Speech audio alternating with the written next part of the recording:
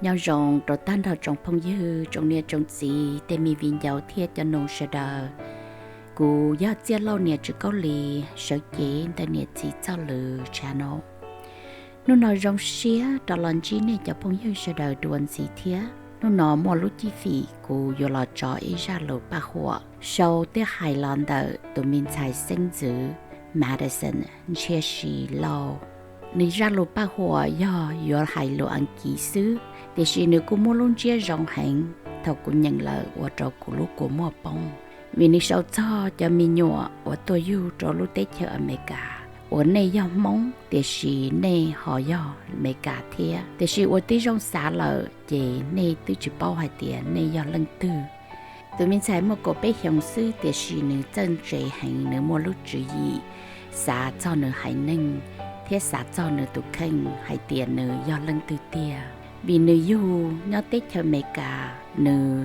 no rau mò mẹ cả thế nữ mua tụ chữ bự rong lì mẹ cả để chỉ nữ luôn chơi luôn mua nữ chỉ ngay đại tờ họ rong lì nâng mong ấy tết thầu nữ tụ chỉ chờ hai lúa mong nữ chỉ tao tao nữ bỏ nữ giờ là nữ nhiệt tài giờ gì tết lúa nữ chỉ do yêu nhớ tết cho mẹ cả là nữ chỉ tàu do mình nhỏ mẹ cả nữ chỉ mua chẳng ga đại tàu luôn chơi luôn mua rồi liền mong giờ nữ chỉ vừa khờ tê cân cự thế nữ chỉ vừa tàu nữ cha nữ chị nữ bỏ nữ giờ nữ nhiệt tay giờ chỉ ra cân cự chìa rồi đến đây là giá tỏn tê ai vô trong đầu cho có lúc cha nhau là con bé ra Lus Paj Huam và hai tia both and none rồi liền có do ở nhà năng hút tí xì để xí một quả tí rong xả lợ chỉ có do lần từ tia để ra Lus Paj Huam sau thế hại lần đầu tụi mình xài Madison chia sẻ lâu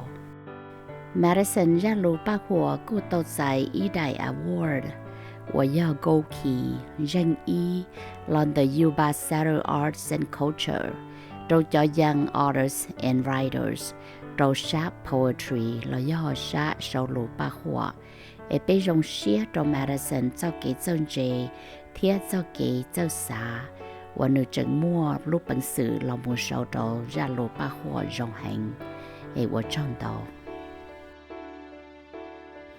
Both and none. A girl with unknown past and future.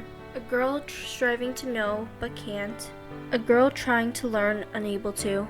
How is a girl of 13 supposed to collect and learn the stories of her ancestors when language barriers shield her from a truth that needs to be reached, revealed? Lost in a world full of pains, dangers, non-existing cares. Identities are lost. Gender, crushes, who you really are. This girl is lost, not from gender or misconceptions, but because is she American or Hmong? American or Hmong, a big difference. Born Hmong, but not in the native highlands. Instead, in a new country, born in an American hospital. Made American, but not bearing American features. I talk, I walk, I act American, but not American. I speak American, not Hmong. I know American culture, not Hmong. I live in America, not Laos. I am Hmong, but an alien too. I'm American, but treated as an outcast, an odd thing. There are no words that can explain the need to prove to the world that the Hmong is there, is true, did help, needs to be recognized. I burn with anger for the forgetfulness of the Americans, the deaths we held for them, our deaths we died for them, the blood we shed for them, our blood we gave for them. War is a cruel, bloody, unforgiving thing. But dying for a lost cause, only a lost cause because of forgetfulness? Anger and sadness consumes me when I think of it. But what can I do? Hmong stays an unknown language to me, and thus those who suffered can't share, and the world will never know. My grandparents and their stories, their dying generation and their stories. I would record them all and share them so the world may know that I am Hmong. I am proud of it. I am part of a culture that has lacked the requirement of recognition, for we are scattered in this world, scattered, scared, and lost, unable to regain what we have lost.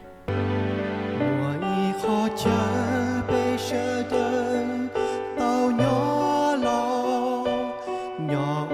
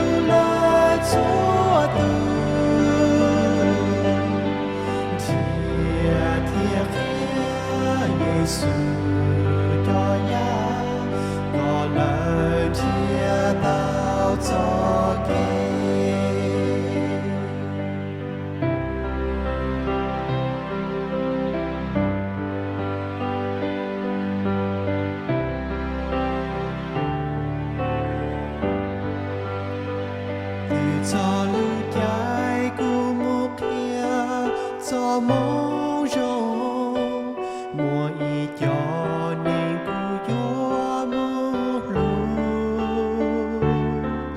Giêsu cho mong rong yo lưu tình hoa yo chỉ cho lời có lời bỏ kỳ yo rong có sẽ cho yo ý tu sư có kia thiên lưu ni đau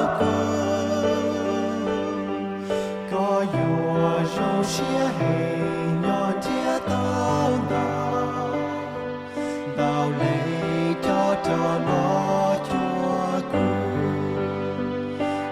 mà tuan chia có tao có thiên ba con chờ sinh tên lưu yo cho kê